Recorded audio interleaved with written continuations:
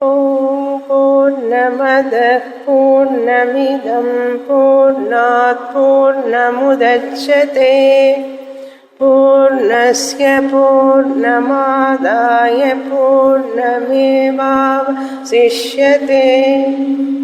ఓం శాంతి శాంతి శాంతి.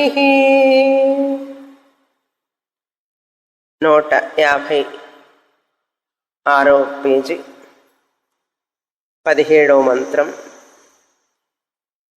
3వ అధ్యాయం 9వ బ్రాహ్మణం.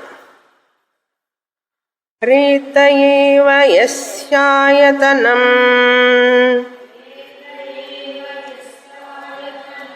హృదయం లోకః మనోజ్యోతిః యో వైతం పురుషం విద్యాత్ సర్వస్యాత్మనః పరాయణం స వై వేదితా స్యాద్యాజ్ఞవల్క్య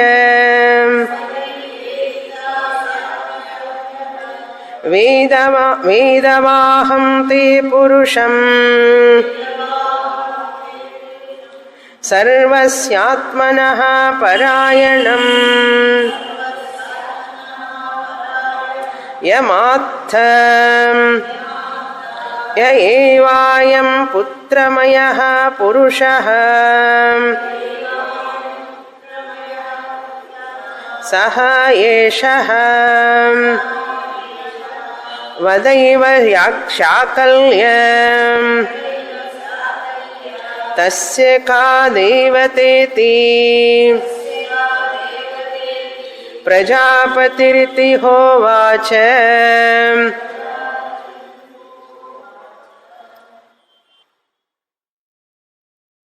ఈ బ్రాహ్మణంలో యాజ్ఞవల్కుల వారు హిరణ్యగర్భ ఉపాసన గురించి చెప్తున్నారు. అష్టవిధ హిరణ్యగర్భ ఉపాసన క్రిందటి వారం మనం పూర్తి చేశాం. 8 గుణాలతో కూడినటువంటి హిరణ్యగర్భుడు, అటువంటి ఉపాసన గురించి చెప్పారు. లోకం, సంకల్పం, మనస్సుని, ఇంద్రియాలని చెప్పి సమష్టికి వెష్టికి ఉన్నటువంటి సంబంధాన్ని గురించి కూడా చెప్పారు. గార్గి మరిక ప్రశ్నలు వెయ్యవద్దు అని చెప్పినప్పటికీ కూడా శాకల్యుడు యాజ్ఞవల్కుణ్ణి ప్రశ్నిస్తున్నాడు సగుణ బ్రహ్మాన్ని గురించి. శాకల్యుడికి యాజ్ఞవల్కుల వారిని ఓడించాలి ఆ విద్వత్ సభలో అనేటువంటి ఉద్దేశం. ఈయనకేమీ తెలియదు అని తన గొప్పతనం చాటుకోవాలని చెప్పి గార్గి చెప్పినప్పటికీ కూడా ప్రయత్నం చేస్తున్నారంటే మరి ఆయనలో ఇంకా తన యొక్క విద్వత్తు మీద ఆయనకి కాన్ఫిడెన్స్, నమ్మకం శాకల్యుడికి. కానీ శాకల్యుడు అడిగిన ప్రశ్నలన్నిటికీ యాజ్ఞవల్కుల వారు సమాధానం చెప్తున్నారు. ఇంకా కావాలంటే మరిన్ని ప్రశ్నలు అడుగు అని కూడా అంటున్నారు. ఇంతటి వరకు క్రిందటి వారం మనం 8 విధాలైనటువంటి ఉపాసనలు చూసిన తర్వాత ఇప్పుడు పంచవిధ ఉపాసన గురించి 18వ మంత్రాన్ని నుంచి మొదలవుతుంది. 10వ మంత్రం నుంచి 17వ మంత్రం వరకు అష్టవిధ హిరణ్యగర్భ ఉపాసనం. ఇక నుంచి పంచవిధ ఉపాసన, పంచవిధ హిరణ్యగర్భ ఉపాసన అది ఏ విధంగా అని 18వ మంత్రాన్ని నుంచి మొదలవుతుంది. చదువుతాం. ఇక్కడ 2వ లైన్లో చివర్లో 3 నెంబర్ వేసున్నది. ఆ 3 నెంబర్ వేసినప్పుడు కొంచెం దీర్ఘంగా చదువుతాను. మీరు కూడా తిరిగి చదివేటప్పుడు అట్లాగే దీర్ఘంగా చెప్పండి. శాకల్యేతి హోవాచ యాజ్ఞవల్క్యః తాం స్విదిమే బ్రాహ్మణాః అంగారవక్షయణమక్రతా ఇతి.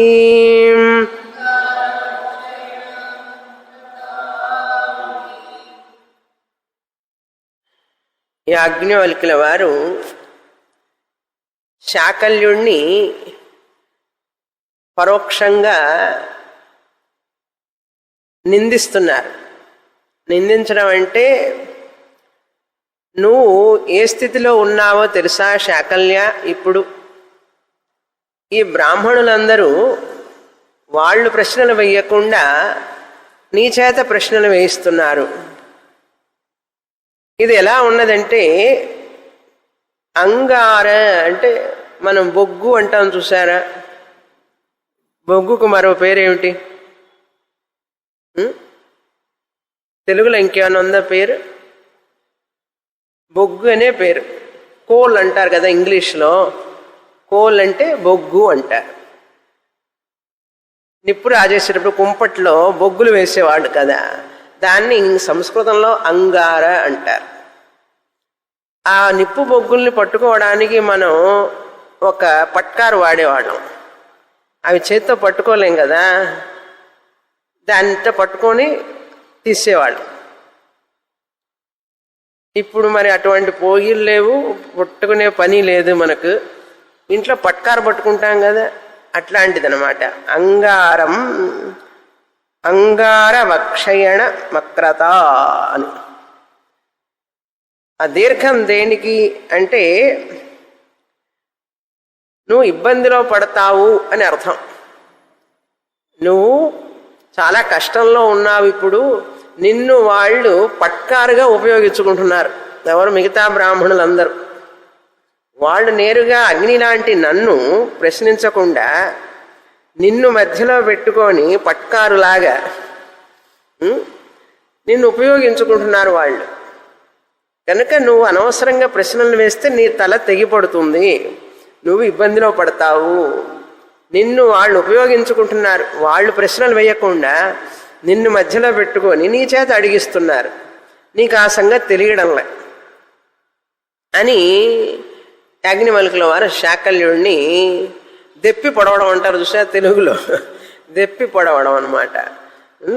ఏమిటి నీ తెలివితేటలు? నిన్ను చూడు వాళ్ళు ఎట్లా ఉపయోగించుకుంటున్నారో. నువ్వు కూడా వాళ్ళలాగా సైలెంట్గా ఉండొచ్చు కదా, కానీ నిన్ను ఉపయోగించుకుంటున్నారు వాళ్ళు నన్ను ప్రశ్నలు అడగడానికి. ఎంత తెలివి తక్కువ వాడివి నువ్వు. మనం కూడా అంటాం చూసా, వాళ్ళంతటా వాళ్ళు అడగకుండా మధ్యవర్తిని పెట్టి అడిగిస్తుంటారు. వీడికి అన్ని ఇన్సల్ట్లు, మధ్యలో అవమానాలు. అట్లా ఉంది నీ పరిస్థితి అంటున్నారు యాజ్ఞవల్కుల వారు శాకల్యుణ్ణి. తర్వాత ప్రశ్న ఇలా చెప్పిన తర్వాత ఇప్పుడు సంవాద రూపంలో మొదలవుతుంది. తర్వాత మంత్రం నుంచి 19వ మంత్రం నుంచి యాజ్ఞవల్క్య శాకల్యుడి సంవాదం. ఏమిటా సంవాదం అంటే, పంచవిధ హిరణ్యగర్భ ఉపాసన. ఇప్పుడు శాకల్యుడికి కోపం వచ్చింది. ఎప్పుడైతే యాజ్ఞవల్కుడు వారు అలా అన్నారో, మమ్మల్ని అందరినీ నిందిస్తున్నారు మీరు, మా బ్రాహ్మణులందరినీ నిందిస్తున్నారు, ఏమిటి మీకు పెద్ద తెలుసా ఏమిటి? మీరేం బ్రహ్మజ్ఞానం ఉన్నవాళ్ళ అంటే సగుణ బ్రహ్మాని గురించి మీకు అంతగా తెలుసా అన్నారు. శాకల్యుడికి నిర్గుణ బ్రహ్మాని గురించి తెలియదు అస్సలు. సగుణ బ్రహ్మ జ్ఞానమే, అది సరిగా తెలియదు. కనుక ఏ ప్రశ్న వేసినా కూడా సగుణ బ్రహ్మాని గురించి అడుగుతున్నాడు శాకల్యుడు. ఆయన మనసులో నిర్గుణ బ్రహ్మాని గురించి ఆలోచనే లేదు. కనుక యాజ్ఞవల్కుల వారిని సగుణ బ్రహ్మమే మీకు సరిగ్గా తెలుసా లేదా అని విషయాన్ని అడుగుతున్నారు. ప్రశ్న వేస్తారు. ఇందులో మనం చదువుతాం. యాజ్ఞవల్కేతి హోవాచ శాకల్యః యదిదం కురు పాంచాలానాం బ్రాహ్మణానత్యవాదీ కిం బ్రహ్మ విద్వానితి దిశో వేద సదేవాః స ప్రతిష్ఠాయితి యద్దిశో వేత్త స వేదాః స ప్రతిష్ఠాః.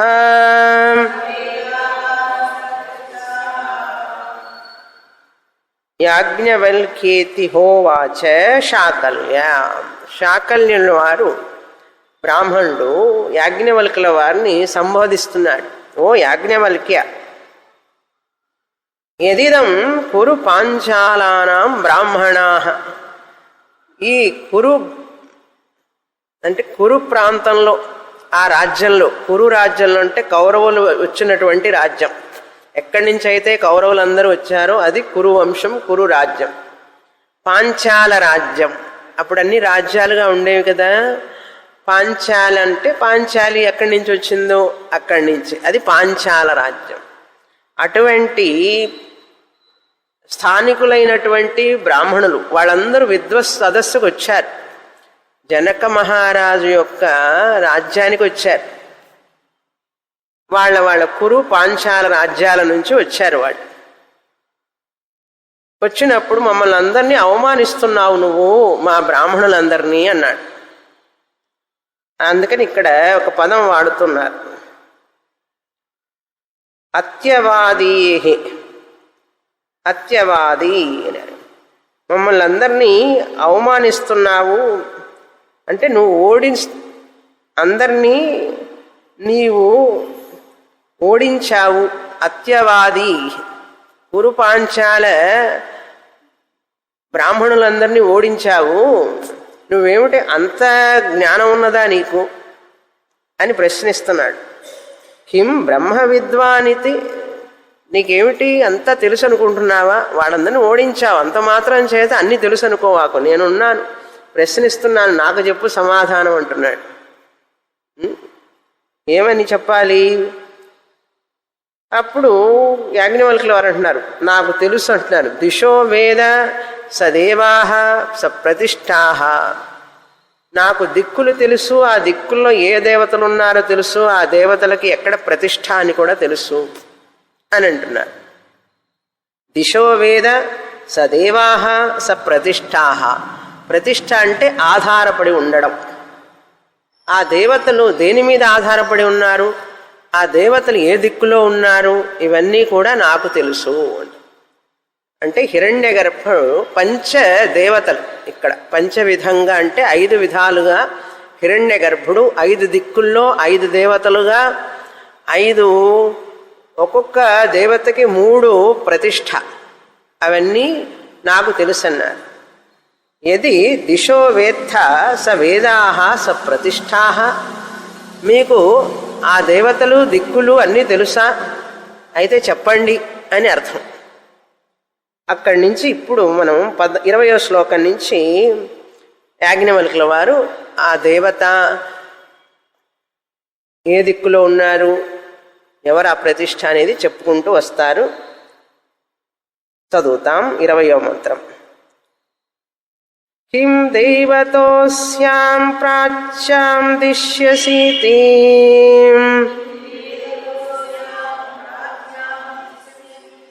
ఆదిత్యదేవతైతి స ఆదిత్యః కస్మిన్ ప్రతిష్ఠిత ఇతి చక్షుషీతి కస్మిన్ను చక్షు ప్రతిష్ఠితమితి రూపేష్వితి చక్షుషా సా రూపాణి పశ్యతి కస్మిన్ను రూపాణి ప్రతిష్ఠితానీతి హృదయ ఇతి హోవాచ హృదయేన హి రూపాణి జానాతి హృదయే హ్యేవ రూపాణి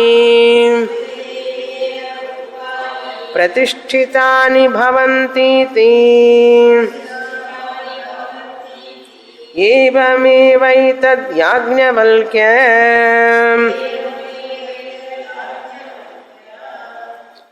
ఇప్పుడు ఇక్కడి నుంచి మనం ఒక చార్ట్ లాగా రాసుకుంటే ఈజీగా ఉంటుంది. దిక్కు, దేవత, 3 ప్రతిష్ఠ. ఈ మంత్రంలో మొదటి పంచవిధ హిరణ్యగర్భ ఉపాసనకి యాజ్ఞవల్కుల వారు తనను ఉపాసకుడిగా భావించి ఫలానా దిక్కులో ఫలానా దేవత ఫలానా ఆధారంతో ఉన్నది అని చెప్తున్నారు. ఏమిటి అదంటే ప్రాచ్యాం దిశి అసి ఇది. ఏ దేవత ఎక్కడున్నది అంటే ఆ దిక్కు తూర్పు దిక్కులో ఫస్ట్ తూర్పు దిక్కునందు. ప్రాచ్యం అంటే తూర్పు. ఆదిత్య దేవత ఇది సూర్య భగవానుడు. ఆదిత్య అంటే సూర్యుడు ఉన్నాడు తూర్పులో. ఈ దేవత ఆదిత్య దేవుడికి ఏమిటి ప్రతిష్ఠిత, ఎక్కడ ఉన్నాడు ఆయన అంటే చక్షురితి, కంటి యందు. చక్షు అంటే కళ్ళు. ఇది మొదటి ప్రతిష్ఠ. చక్షువులకు ఆధారం ఏమిటి? రెండవ ప్రతిష్ఠ చక్షువుకు ఆధారం. కస్మిన్ చక్షు ప్రతిష్ఠితమితి రూప ఇతి, రూపేషు ఇతి, రూపమునందు. చక్షులు కళ్ళకి ఆధారం ఏంటి? రూపాలు. కళ్ళు పనిచేస్తున్నాయా లేదా అని ఎట్లా తెలుస్తుంది? ఈ రూపం చూస్తే తెలుస్తుంది. ఈ పుష్పం కనపడిందా మీకు? ఎర్ర పుష్పం, మందార పుష్పం. ఇప్పుడు ఈ రూపానికి రూపమే కదా ఆధారం కంటికి. లేకపోతే కన్ను ఉన్నదా లేదా అని ఎలా తెలుస్తుంది? రూపాలే లేవనుకోండి, మన కళ్ళు పనిచేస్తున్నాయి లేదని ఎట్లా తెలుస్తుంది? శబ్దాలు లేవనుకోండి, చెవులు ఉన్నాయా లేదా అని తెలుస్తుందా? చెవులు పని చేస్తున్నాయా లేదా అని తెలుస్తుందా శబ్దం లేకపోతే? కనుక కంటికి రూపాలు ప్రతిష్ఠ, ఆధారం. కానీ రూపాలు ఎక్కడున్నాయి అంటే ఈ రూపాన్ని చూడాలి, రూపాన్ని తెలుసుకోవాలి అని ఉంటేనే కదా. కన్ను, రూపము, ఈ ఒక్క వస్తువు వేటి కోసం? మనస్సు, హృదయం. దానికి ప్రతిష్ఠ ఏమిటి? కస్మిన్ రూపాణి ప్రతిష్ఠిత ఇతి హృదయ ఇతి హోవాచ. హృదయంలో అనిపిస్తేనే కదా. ఈ పుష్పం బాగుంటుంది, ఈ పుష్పం ఎర్రగా ఉంది, ఇవన్నీ మనసులోనే హృదయంలో కదా అనిపిస్తున్నాయి. అప్పుడు చూడాలనిపిస్తుంది, అప్పుడు కళ్ళు ఉపయోగిస్తుంది. కళ్ళు ద్వారా రూపాన్ని చూస్తే, ఈ రూపం చూసిన తర్వాత ఇది బాగుంది, ఎర్రగా ఉంది అని అనిపిస్తున్నది ఎక్కడ? కళ్ళల్లో కాదుగా, హృదయంలో, అంటే మనస్సులో అని అర్థం. కనుక రూపానికి ఆధారం ఏమిటి అంటే హృదయం. అర్థమైందా? ఏ రూపం చూసినా ఆనందించినా అన్ని హృదయంలోనే కదా ఆనందిస్తాం. హృదయం లేకుండా రూపాలకి ఆధారం లేదు, రూపాలు లేకుండా కళ్ళకి ఆధారం లేదు, సూర్యుడు లేకుండా కళ్ళకి ఆధారం లేదు. కనుక కళ్ళు, రూపాలు, హృదయం 3 ప్రతిష్ఠ ఒకదాని మీద ఒకటి ఆధారపడి ఉన్నది. 3 ప్రతిష్టలు కూడా ఒకదాని మీద ఒకటి ఆధారపడి ఉన్నది. ఈ 3 కూడా సూర్యుడి మీద ఆధారపడి ఉంది. ఈ సూర్యుడు ఎక్కడున్నాడు? సూర్యుడు ఎక్కడున్నాడు అంటే తూర్పు వైపు ఉన్నాడు అని అర్థం. ఒకటి అయిపోయింది. ఇప్పుడు పంచవిధంలో ఒకటి పూర్తయింది. తర్వాతది ఏమిటి అంటే తర్వాత మంత్రం తర్వాత పేజీలో వస్తుంది, వెనక పేజీ. రెండవ పంచవిధంలో ఇప్పుడు రెండవ దిక్కు, రెండవ దేవత, మళ్ళీ 3 ప్రతిష్టలు ఆధారం చెప్తున్నారు. కిం దేవతోస్యాం దక్షిణాయాం దిశ్యసీతి యమదేవత ఇతి సహ యమః కస్మిన్ ప్రతిష్ఠిత ఇతి. ఇక్కడ ఒక 2 పదాలు మిస్ అయినాయి. యజ్ఞ ఇతి అని వ్రాసుకోండి. యజ్ఞ ఇతి. అదేవిధంగా కింద లైన్లో కూడా దక్షిణాయామితి తే. అక్కడ కాదు, క్రింద లైన్లో యదా హేవ శ్రద్ధత్తే, 4వ లైన్లో శ్రద్ధ ఈజ్ దేర్, శ్రద్ధత్తే అని ఉండాలి. ఒక కస్మిన్ ప్రతిష్ఠిత ఇతి యజ్ఞ ఇతి, కస్మిన్ యజ్ఞః ప్రతిష్ఠిత ఇతి దక్షిణాయామితి, కస్మిన్ దక్షిణా ప్రతిష్ఠితేతి శ్రద్ధయామితి. యదా హ్యేవ శ్రద్ధత్తే అథ దక్షిణాం దదాతి, శ్రద్ధయా హ్యేవ దక్షిణా ప్రతిష్ఠితేతి కస్మిన్ శ్రద్ధా ప్రతిష్ఠితేతి హృదయ ఇతి హోవాచ. హృదయేన హి శ్రద్ధాం జానాతి, హృదయేన హ్యేవ శ్రద్ధా ప్రతిష్ఠితా భవతీతి.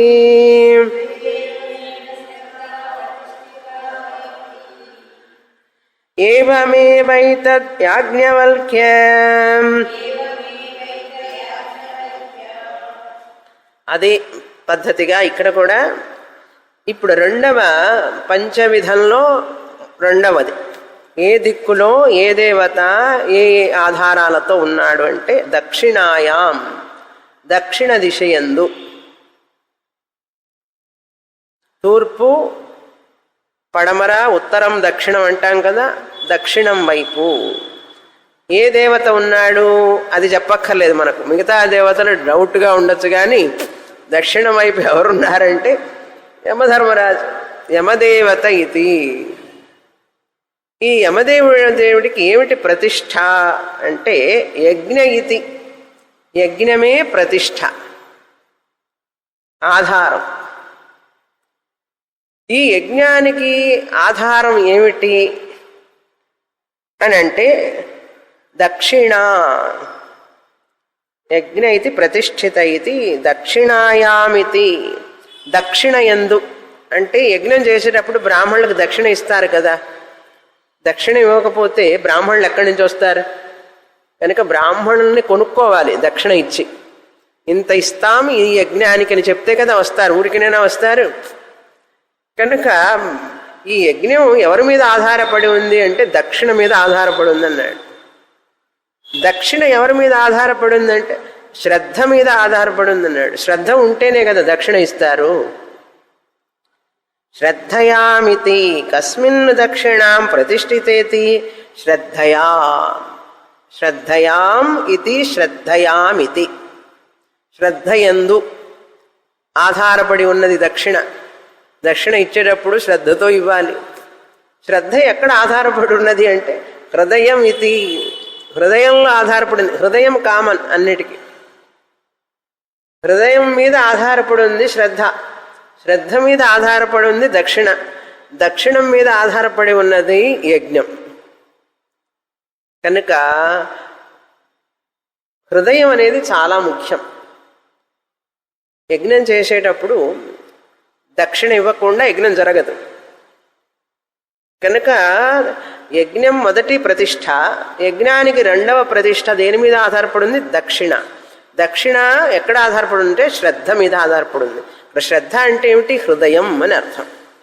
హృదయంలోనే కదా శ్రద్ధ ఉంటుంది, అది అర్థం అక్కడ. హృదయే హ్యేవ శ్రద్ధా ప్రతిష్ఠిత. శ్రద్ధ అనేది చాలా ముఖ్యం అన్నారు. యజ్ఞం అనేది మొదటి ప్రతిష్ఠ, దక్షిణ అనేది 2వ ప్రతిష్ఠ, శ్రద్ధ హృదయంలో ఉన్నటువంటి శ్రద్ధ 3వ ప్రతిష్ఠ. అది అర్థం ఇక్కడ. ఇవన్నీ కూడా బాగా లోతుగా ఆలోచిస్తే మనకు దాని యొక్క ప్రాధాన్యత తెలుస్తుంది. ఏదో మంత్రాలే కదా, సగుణం ఎందుకు మనకు, నేనంతా నిర్గుణ బ్రహ్మాన్ని గురించి ఆలోచిస్తాను అనకూడదు. మనం ప్రపంచంలో జీవిస్తున్నప్పుడు మనం ఎన్నోటి మీదనో ఆధారపడి ఉన్నాం కనుక చాలామంది వేదాంతానికి వచ్చిన తర్వాత ఇవన్నీ ఇర్రెలవెంట్గా, అంటే వీటికి ప్రాధాన్యం లేదన్నట్లుగా చూస్తారు చాలామంది వేదాంతం చదివే వాళ్ళే. మొదట్లో స్టూడెంట్స్కి కొంచెం అట్లాగే అనిపిస్తుంది, ఇవన్నీ ఎందుకండి, కర్మకాండ ఇవన్నీ కూడా నాకు, ఉపాసనలన్నీ ఎందుకండి, నాకు ఆ బ్రహ్మ విద్య మాత్రం చెప్పండి, అహం బ్రహ్మాస్మి తెలిస్తే చాలని అనుకుంటారు. అంటే అప్పుడు మనం వేదాన్ని కించపరిచిన వాళ్ళం అవుతాం కదా. కనుక వేదం మాట్లాడేటప్పుడు దానికి ఏదో ఒక అర్థం ఉంటుంది. ఆ అర్థాన్ని మనం గౌరవించాలి. వేదంలో చెప్పేటప్పుడు కర్మకాండైనా ఉపాసనాకాండమైనా జ్ఞానకాండమైనా ఒకే విధంగా మనం గౌరవించాలి. వేదంలో ఉన్నప్పుడు కాస్త నిర్గుణ బ్రహ్మాన్ని గురించి చదివిన తర్వాత ఇవన్నీ కూడా అనిపిస్తాయి. అట్లా మొదట్లో అనిపించడం సహజం అందరికీ. కానీ బాగా ఇంకా చదివితే వాటి ప్రాధాన్యం కూడా ఎంతో ఉంది, ఎందుకు చెప్పింది శాస్త్రం అని తెలుస్తుంది, కారణం ఏమిటి అని తెలుస్తుంది. ఎందుకంటే ఈ చదివేవాడు, వినేవాడు కళ్ళు, హృదయం ఇవన్నీ ఉపయోగిస్తున్నాడా లేదా? కనుక మనిషికి సంస్కారం రావాలి అంటే ఉపాసన కావాలి, ఏకాగ్రత కావాలంటే ఉపాసన కావాలి. ఉపాసన ఎలా చేయాలి, ఏ విధంగా చేయాలి అది తెలియాలి కదా. ఉపాసన చేయకుండా రాదు కదా. కనుక శాస్త్రం మాట్లాడేటప్పుడు అందరినీ మనసులో పెట్టుకొని మాట్లాడుతున్నది. శాస్త్రం విషయం చెప్పేటప్పుడు ప్రజలందరినీ, మనుషులందరినీ మనసులో పెట్టుకొని చెప్తోంది. ఆ ఉద్దేశంతో మనం వినాలి వినేటప్పుడు. అది బ్రాడ్ విషన్ అంటారు దాన్ని. అది బ్రాడ్ విషన్. అది శాస్త్రంలో శ్రద్ధ ఉన్నట్లు మనకు. ఇవన్నీ మనం చేయకపోయినప్పటికీ కూడా వేదం శుక్ల యజుర్వేదం, ఇది మనం వినేది శుక్ల యజుర్వేదం. ఈ శుక్ల యజుర్వేదంలో ఈ హిరణ్య గర్భ ఉపాసన ఈ విధంగా చెప్తోంది. చూడండి, సమష్టికి వ్యష్టికి కనెక్షన్. అంటే నువ్వు అనేది ఎక్కడ లేదు, నువ్వు సమష్టి మీద ఆధారపడి ఉన్నావు, సమష్టి నీ మీద ఆధారపడి ఉన్నది, ఇద్దరు కూడా ఒకరికొకరు ఆధారపడి ఉన్నారు అని తెలుసుకో. కనుక ఈ ఆధారపడి ఉన్నటువంటి వ్యష్టి ఉన్నది చూశారా, కళ్ళు, ముక్కు, చెవులు, మనస్సు, హృదయం, ఇవన్నీ కూడా ఉంటేనే కదా ఆత్మ వ్యక్తం అవుతున్నది. ఇవన్నీ లేకుండా ఆత్మ ఎట్లా వ్యక్తం అవుతుంది? కాదు కదా. కనుక ఈ యొక్క వ్యష్టి శరీరం, మనస్సు కూడా చాలా అద్భుతమైనది. దీని విలువ పెరుగుతున్నది. శాస్త్రం దేహ నింద చేసినప్పటికీ, మనస్సు దాని యొక్క బలహీనతలు చెప్పినప్పటికీ కూడా దాని పాజిటివ్ సైడ్ కూడా చూడాలి కదా. మనం రెండు చూడాలి. పాజిటివ్ సైడ్ అంటే ఏమిటి? ఇది ఒక ఆలయం, ఆత్మకి స్థానం, ఇది ఆత్మ వ్యక్తం కావడానికి స్థానం. ఆ ఆత్మను తెలుసుకోగలిగినటువంటి శక్తి, సామర్థ్యం మనసుకు మాత్రమే ఉన్నది. కనుక అద్భుతమైనటువంటి ఇటువంటి వర్ణన శరీరం, మనస్సు అన్నీ కూడా పాజిటివ్గా ఆలోచించాలి. మనం దీని మీద అభిమానం పెంచుకున్నప్పుడు ఏం చేస్తుంది శాస్త్రం? దాన్ని నిందిస్తుంది, నెగిటివ్ సైడ్ చూపిస్తుంది. మనం నెగిటివ్ సైడ్ చూసి దాన్ని నిర్లక్ష్యం చేస్తే పాజిటివ్ సైడ్ చూపిస్తుంది. అర్థమవుతుందా? కనుక మన మనస్సు ఏం చేస్తుందంటే, గుర్రానికి కళ్ళు గంతలు కడితే ఇంకా అది ఎటు చూడదు, ఇటే ఒకటే వైపు పోతూ ఉంటుంది. అట్లాగే మనం కూడా కళ్ళకు గంతలు కట్టుకున్నట్లే. అందుకని వేదాంత విద్యార్థి అంటే చాలా విశాలమైన దృక్పథం కావాలి, విశాల దృష్టి కావాలి, విశాలమైన హృదయం కావాలి, శాస్త్రం మొత్తాన్ని సమగ్రంగా అర్థం చేసుకోగలిగినటువంటి శక్తి కావాలి. ఎందుకు చెప్తున్నది శాస్త్రం? ఎవరికి చెప్తున్నది శాస్త్రం? ఎంతకాలం ఇది చెయ్యాలని చెప్తున్నది? దానివల్ల ఉపయోగం ఏమిటి? కనుక మనం ఎప్పుడు చేశామో చెయ్యలేదో మనకు తెలియదు ఇవన్నీ కూడా.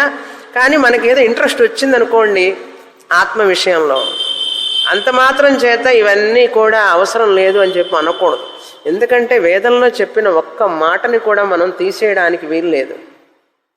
ఒక్క మాటకి కూడా విలువ తక్కువ అనేది లేదు.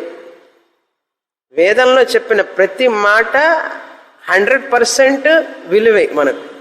అది శ్రద్ధ అంటే. దానిని మించినది లేదు అనేటువంటి శ్రద్ధ ఉండాలి. అప్పుడు వేదమాత మనల్ని అనుగ్రహిస్తుంది. లేకపోతే మనుషులకి ఇష్టాలు రాగద్వేషాలతో గనక వేదాన్ని గనక వింటే ఆ వ్యక్తికి పరిపూర్ణమైన జ్ఞానం రాదు. ఐఎమ్ కాన్షియస్నెస్ అంటాడు, ఐఎమ్ అవేర్నెస్, సత్తు చిత్తు అన్నాడు. అది పరిపూర్ణమైన జ్ఞానం అని అనం. కానీ వేదాన్ని సమగ్రంగా గ్రహించగలిగినటువంటి శక్తి కావాలి మనిషికి. అంటే నీ యొక్క ఆత్మ చైతన్యాన్ని మాత్రమే తెలుసుకుని కూర్చుంటావు, కానీ ఈ ప్రపంచం మొత్తాన్ని చక్కని దృక్పథంతో చూడలేవు. ఐఎమ్ ఫ్రీ అంటాడు. ఐయామ్ అనేది ఉండకూడదు అక్కడ. నేను అనేది లేని స్థితే కదా మోక్షం అంటే. అందుకని ఏకరూపంలోంచి విశ్వరూపానికి వెళ్ళాలి. ఇవన్నీ కూడా విశ్వరూపమే కదా. హిరణ్యగర్భ ఉపాసన అంటే విరాట్ హిరణ్యగర్భ, విశ్వరూపానికి మించినది పైన ఉపాసన. కనుక శాస్త్రం అనేది చాలా ముఖ్యం చదవడం. చాలామంది ఇవన్నీ చదవరు, నేరుగా నిర్గుణ బ్రహ్మాన్ని గురించి, నిరాకారాన్ని గురించి చదువుతూ ఉంటారు. నిరాకారానికి వెళ్ళాలంటే సాకారాన్ని తెలుసుకోవాలి, దాని గొప్పదనం తెలుసుకోవాలి. ఇక్కడ ముఖ్యంగా తెలుసుకోవలసినది వ్యష్టి నేను, నా కళ్ళు, నా చెవులు, నా మనస్సు, నా హృదయము వ్యష్టి సమష్టి మీద ఆధారపడింది. సమష్టి కూడా చూడండి వ్యష్టి మీద ఆధారపడింది. అది విషయం తెలుసుకోవాలి ఇక్కడ మనం. తర్వాత మంత్రం చదువుతాం. 22వ మంత్రం. ఇందులో 3వ దేవత, దిక్కు, ప్రతిష్ఠ చెప్తున్నారు. మొత్తం 5 కదా. ఇప్పుడు 3వది చదువుతాం. కిం దేవతోస్యాం ప్రతీచ్ఛాం దిశ్యసీతి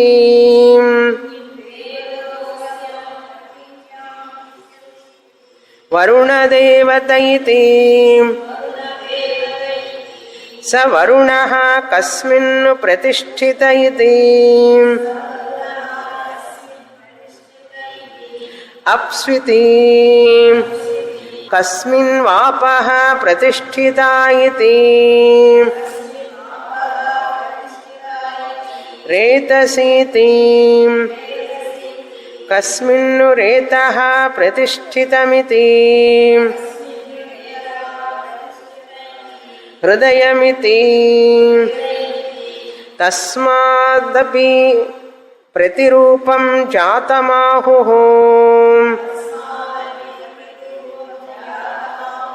హృదయాదివ సృప్తః హృదయాదివ నిర్మితైర్తి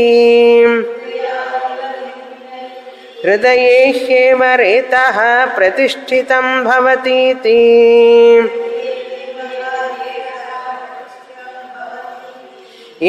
ఏవమేవైతద్యాజ్ఞవల్క్య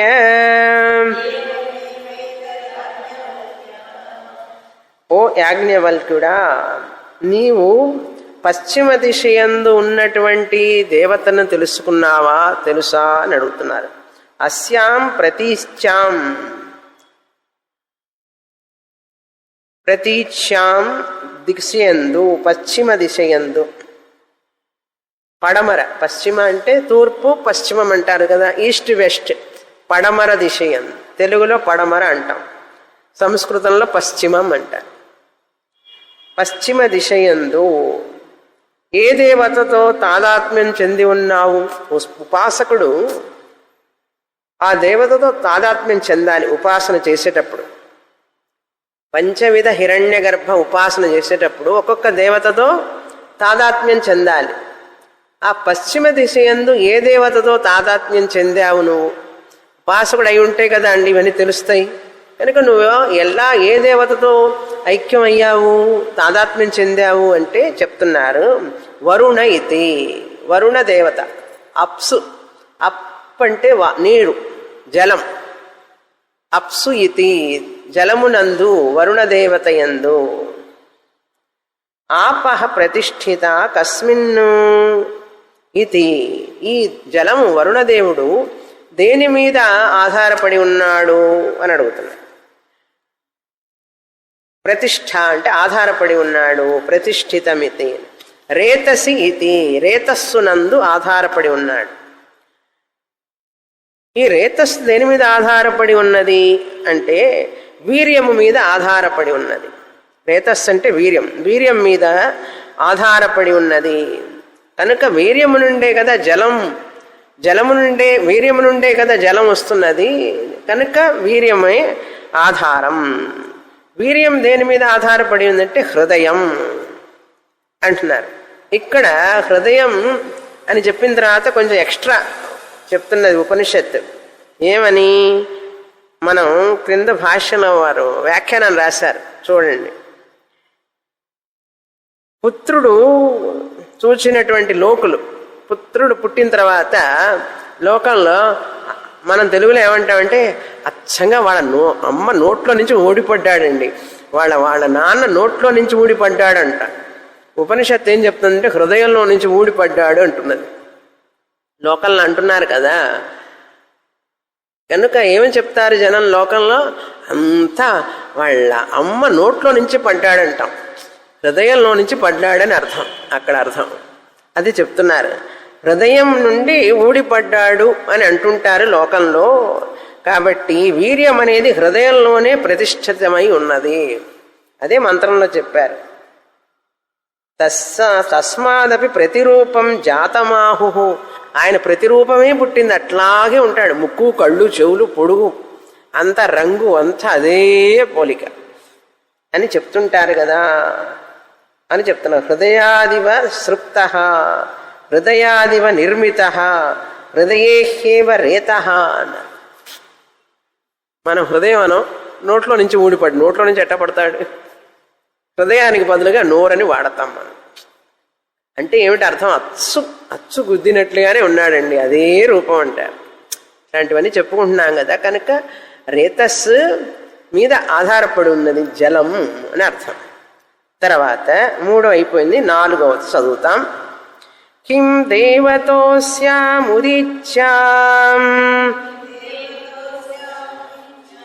దిశ్యసీతి సోమదేవత ఇతి సహ సోమ కస్మిన్ ప్రతిష్ఠిత ఇతి దీక్షాయామితి కస్మిన్ను దీక్షా ప్రతిష్ఠితేతి సత్య ఇతి తస్మాదపి దీక్షితమాహుః సత్యం వదేతి సత్యేహ్యేవ దీక్షా ప్రతిష్ఠితేతి కస్మిన్ను సత్యం ప్రతిష్ఠితమితి హృదయమితి హోవాచ హృదయేన హి సత్యం జానాతి హృదయేహ్యేవ సత్యం ప్రతిష్ఠితం భవతీతి ఏవమేవైతద్యాజ్ఞవల్క్య. ఆ చివరి మాటలన్నీ సరి కరెక్ట్ అంటున్నాడు శాకల్యుడు. యాజ్ఞవల్క్య ఇది కరెక్ట్, మీరు చెప్పింది సరి అయినటువంటిదే అని చెప్తున్నారు. ఏమిటి ఇప్పుడు? ఉదీచ్యాం దిశి కిం దేవత అసి అని దిశ్యసీతి అనుంది. దిశి అసి ఇతి దిశ్యసీతి. కిం దేవత ఏ దేవత ఉత్తరమునందు ఉదీచ్యామన్న ఉత్తర దిశయందు తూర్పు దక్షిణం పడమర అయిపోయినాయి. ఇప్పుడు 4వ పంచవిధంలో 4వ దేవత 4వ దిక్కు చెప్పాలి. 4వ దిక్కులో అది ఉత్తరం. 4 దిక్కులు అయిపోయినట్లే కదా ఉత్తరం. కాబట్టి 4 దిక్కులు అయిపోయిన తర్వాత మరి ఏ దిక్కు చెప్తారు అని మనకు అప్పుడే ప్రశ్న వస్తుంది. పై దిక్కుని చెప్పబోతారు తర్వాత. ఈ ఉత్తరపు దిక్కునందు ఏ దేవత ఉన్నది అని అడిగితే ఉత్తర దిశ యందు సోమదేవత ఉన్నది అని. సోమదేవత అంటే సోమలత. సోమలత ద్వారా సోమాన్ని రసాన్ని తీసి ఆ రసాన్ని యజ్ఞ యాగాల్లో ఉపయోగిస్తారు కదా యాగమునందు. దాన్ని తీసుకునే దేవత సోమదేవత. సోమదేవత ఉన్నది. సహా సోమః ఎవరి మీద ప్రతిష్ఠ ఆధారపడి ఉందంటే దీక్ష. దీక్ష మీద ఆధారపడి ఉంటుంది. అంటే సోమ యాగం చేస్తే ఆయనకి ఏం పేరు పెడతారు? సోమయాజి. సోమయాగం చేసిన ఆయనకి సోమయాజి అని పేరు. కనుక సోమయాగం చేసేటప్పుడు దీక్ష తీసుకోవాలి. యజ్ఞయాగాలు చేసేటప్పుడు ఏం చేయాలంటే ముందు దీక్ష తీసుకుంటారు, ఒక దారం కట్టుకుంటారు. ఇప్పుడు అయ్యప్ప దగ్గరికి వెళ్ళేటప్పుడు, శబరిమల వెళ్ళేటప్పుడు ఏం చేస్తారు? స్వామి దగ్గరికి వెళ్తారు, వెళ్ళి అక్కడ మాల వేసుకొని చేతికి ఒక దారం కట్టుకుంటారు. అంటే ఇది తీసుకున్నాను అంటే ప్రామిస్ అన్నమాట. అది దాన్ని ఏమంటారు తెలుగులో? కంకణం. కంకణం కట్టుకుంటారు. కంకణం కట్టుకొని మనం వినాయక చవితి వ్రతం అప్పుడు కూడా కట్టుకుంటాం. ఇవన్నీ దేనికంటే మనం తోరణం అంటాం. తోరం తోరం తోరం కట్టుకుంటాం అంటాం. కట్టుకున్నారా మీరు? దారం కట్టుకుంటాం. కట్టుకుంటే ఏమిటి అర్థం అక్కడంటే అది దీక్ష అన్నమాట. ఈ నియమాలన్నీ నేను పాటిస్తాను. ఈ యాగం పూర్తి అయ్యే వరకు. ఇప్పుడు శబరిమల వెళ్ళేటప్పుడు వాళ్ళు అట్లాగే కదా, 40 రోజులు మండలం రోజులు నేను ఇటువంటివన్నీ పాటిస్తాను అని చెప్పి దీక్ష అన్నమాట అది. అలా దీక్షను పాటించే వాళ్ళని దీక్షితులు అంటే.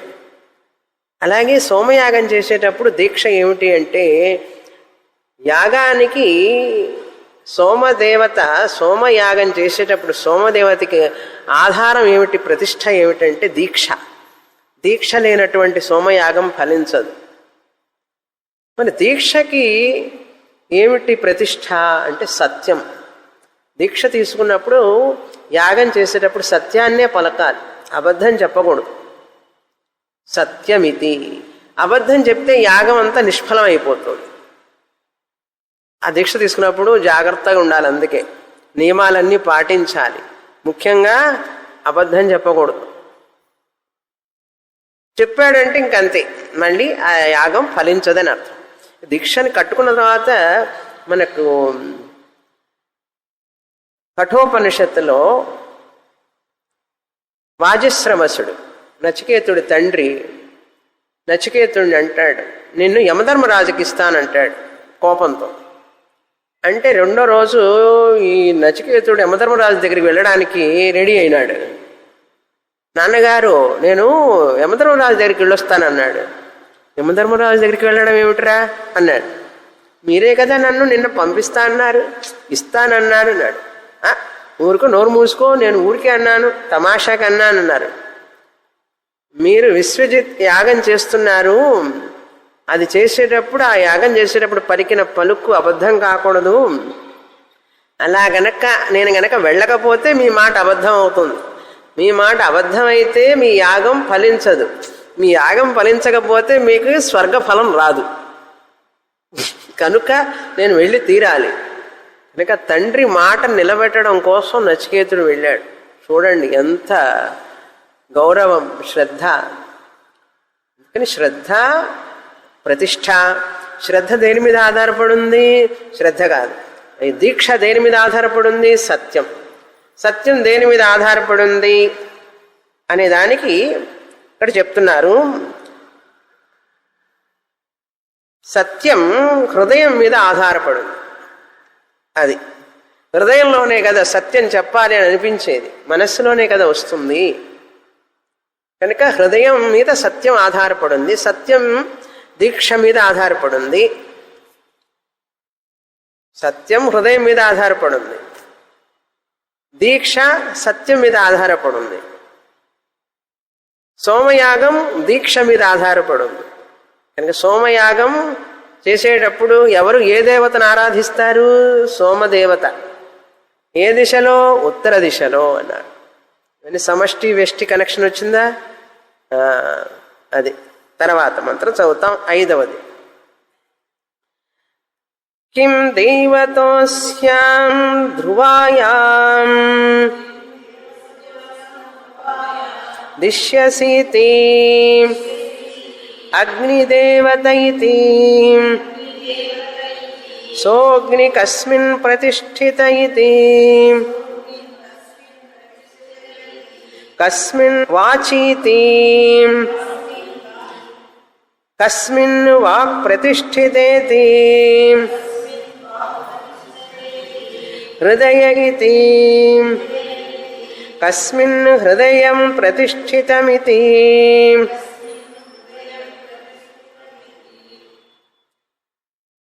ఇప్పుడు 5వ హిరణ్యగర్భ ఉపాసన. కిం దేవత అస్యాం ధ్రువాయాం. ధ్రువ అంటే ఊర్ధ్వం అని అర్థం. ధ్రువ దిక్కు లేక ఊర్ధ్వ దిక్కు. ఈ దిక్కునందు ఏ దేవతతో నువ్వు తాదాత్మ్యం చెంది ఉన్నావు అంటే అగ్నిదేవత అంటాడు. ఈ అగ్నిదేవత ఎవరి మీద ఆధారపడి ఉంది అంటే వాచి. వాచి అంటే వాక్కునందు. వాక్కునందు ఆధారపడింది, వాగింద్రియం. కనుక అగ్నిదేవత వాగింద్రియం. అగ్నిదేవత సమష్టి, వాగింద్రియం వ్యష్టి. ఈ రెండే చెప్పారు ఇక్కడ. కస్మిన్ వాక్ ప్రతిష్ఠిత ఇది హృదయమితి. కనుక వాక్కు అగ్నిదేవత వాక్కు మీద ఆధారపడి ఉన్నది, వాక్కు హృదయం మీద ఆధారపడి ఉన్నది. రెండే వచ్చినాయి, 3 రావాలి కదా, 3వది చేర్చుకోవాలి. వాక్కు శబ్దం అని కూడా చెప్పచ్చు. వాక్కు శబ్దం మీద ఆధారపడింది. శబ్దం ఎక్కడి నుంచి వస్తున్నది? హృదయంలో అనిపిస్తేనే కదా ఏ శబ్దం ఏం మాట్లాడాలి అనేది వచ్చేది. ఆ శబ్దం వాక్కు. వాక్కు శబ్దం హృదయం ఇంటర్ కనెక్టెడ్. అవి 3 చెప్పుకోవాలి ఇక్కడ. ఇంద్రియం వాక్ ఇంద్రియం, వాక్కు నుంచి వచ్చే శబ్దం వాక్కు శబ్దం మీద ఆధారపడి ఉంది, శబ్దం హృదయం మీద ఆధారపడి ఉన్నది. అప్పుడు 3 వచ్చినట్లు అవుతుంది. తర్వాత చెప్తున్నారు చివరి ఇంకొక మంత్రం, 25వ మంత్రం చదువుతాం. ఇప్పుడు దీనితో 5 ఉపాసనలు హిరణ్యగర్భ పంచవిధ ఉపాసనలు అయినాయి. అహల్లికేతి హోవాచ యాజ్ఞవల్క్య యత్రైతత్ అన్యత్రస్మాన్ అన్యాస్మై యద్ధేతత్ అన్యత్రస్మాత్ స్యాత్ అన్యత్రాస్మత్ స్యాత్ మస్యాత్ శ్వానో వైనదద్యుః వయాంసి వైనాద్విద్మధ్నుయిరన్నితి. ఇక్కడ విషయం ఏమిటంటే శాకల్యుడు అడుగుతున్నాడు ఏమని. అగ్నివల్కుల వారే శాకల్యుడిని సంబోధిస్తున్నారు ప్రేత అని. ఓ ప్రేత, ఎందుకని ప్రేత అంటే అని సంబోధించి ఏమంటున్నారు, నువ్వు ఈ హృదయాన్ని గనుక వదిలిపెట్టిపోతే, ఈ హృదయం మనస్సు శరీరాన్ని వదిలిపెట్టిపోతే ఈ శరీరం ఏమవుతుంది? ప్రేతం అవుతుంది, శవం అవుతుంది. అప్పుడు ఈ చూడండి, ఇంద్రియాలన్నీ కూడా వదిలిపెట్టిపోతే, సూక్ష్మ శరీరం వదిలిపెడితే, ఇంద్రియాలు, వాగింద్రియం, చక్షురింద్రియం, హృదయం, ఇవన్నీ కూడా వదిలిపెట్టి వెళ్ళిపోయినాయి అనుకోండి, ఈ శరీరం ఏమవుతుందో తెలుసా? శవం అవుతుంది. శవం అయితే ఏమవుతుంది అన్నాడు. ఏమవుతుందంటావేంటి? కుక్కలు వచ్చి పీక్కొని తింటాయి, రాబందులు గద్దలు వచ్చి ఈ శరీరాన్ని తినేస్తాయి, పక్షులు తింటాయి వీటిని. కనుక ఈ శరీరం ఎందుకు పనికిరాదు? అవి కనుక లేకపోతే, ఆ ఇంద్రియాలు కనుక ఈ శరీరంలో లేకపోతే ఈ శరీరం ఎందుకు పనికిరాదు? మనం ఏమిటంటే ఈ శరీరానికి ఎక్కువ ఇంపార్టెన్స్ ఇస్తాం, ఆ ఇంద్రియాలకి, సూక్ష్మ శరీరానికి, మనస్సుకి ఇంపార్టెన్స్ ఇవ్వం. ఎందుకంటే మనకు కనపడేది ఇది, ఇంద్రియాలేమో కనపడవు. ఈ కళ్ళు చూసేవన్నీ కూడా మాంసచక్షు, ఇది ఇవన్నీ మాంసమే కదా. దీనికే మనం పోషణ చేస్తూ ఉంటామే తప్పితే లోపల ఉన్నటువంటి ఆ యొక్క చూసే శక్తి, వినే శక్తి, హృదయం, మనసు ఆలోచించే శక్తి, ఇవన్నీ లేకపోతే ఇది ఎందుకు పనికి వస్తుంది? కనుక ఈ శరీరం ఉంటేనే ఇంద్రియాలు పనిచేస్తాయి, ఇంద్రియాలు ఉంటేనే శరీరం పనిచేస్తుంది. చూసారా? సమష్టి వెష్టి కాదు, ఈ వెష్టిలోనే ఎంత ఆధారపడి ఉన్నాయి. సూక్ష్మ శరీరం స్థూల శరీరం మీద ఆధారపడింది, స్థూల శరీరం సూక్ష్మ శరీరం మీద ఆధారపడింది. అదేవిధంగా భగవంతుడు కూడా, మనం అనుకుంటాం మనం అందరం భగవంతుడి మీద ఆధారపడి ఉన్నాం అనుకుంటుంటాం. నిజంగా చెప్పాలంటే భగవంతుడు కూడా మన మీద ఆధారపడి ఉన్నాడు. ఆయన జాబ్ ఏంటండి? సృష్టి చేయడం. దేన్ని ఆధారంగా చేసుకుని సృష్టి చేస్తాడు ఆయన? మన కర్మల్ని ఆధారంగా చేసుకొని సృష్టి చేస్తాడు. మనం కర్మలు చేయకపోతే ఆయనకేంటి జాబే లేదు. కనుక ఆయన సృష్టికర్తగా ఉండాలి అంటే మన మీద ఆధారపడాలి. లేకపోతే మన కర్మలు ఏమీ లేకుండా ఆయన సృష్టి చేశాడు అనుకోండి, ఆయన పక్షపాతి అంటామా లేదా? కొంతమంది మంచిగా పుట్టించాడు, కొంతమందిని కష్టాలు పడుతూ పుట్టించాడు, కొంతమంది ఆరోగ్యంగా పుట్టించాడు, కొంతమందిని అనారోగ్యంతో పుట్టించాడని మనం ఆ నింద వేస్తాం భగవంతుడి మీద. అందుకని భగవంతుడు నాదేం లేదయ్యా, నువ్వు ఎట్లాంటి కర్మ చేస్తే నీకు అట్లాంటి శరీరం ఇస్తాను అన్నాడు. అంటే ఆయన సృష్టి చేయడానికి శరీరాలని ఆయన ఎవరి మీద ఆధారపడి ఉన్నాడు? ఇప్పుడు మన మీద. కనుక భగవంతుడి మీద మన మీద భగవంతుడే ఆధారపడి ఉన్నాడు. అర్థమైందా? అట్లా అంటే ఒప్పుకోవడానికి మనసు రావడం లేదు కదా. కాస్త ఆలోచించండి ఇంటికి వెళ్ళి. పూర్ణమదః పూర్ణమిదం పూర్ణాత్ పూర్ణముదచ్యతే పూర్ణస్య పూర్ణమాదాయ పూర్ణమేవావశిష్యతే. ఓం శాంతి శాంతి శాంతి. హరి ఓం. శ్రీ గురుభ్యో నమః. హరి ఓం.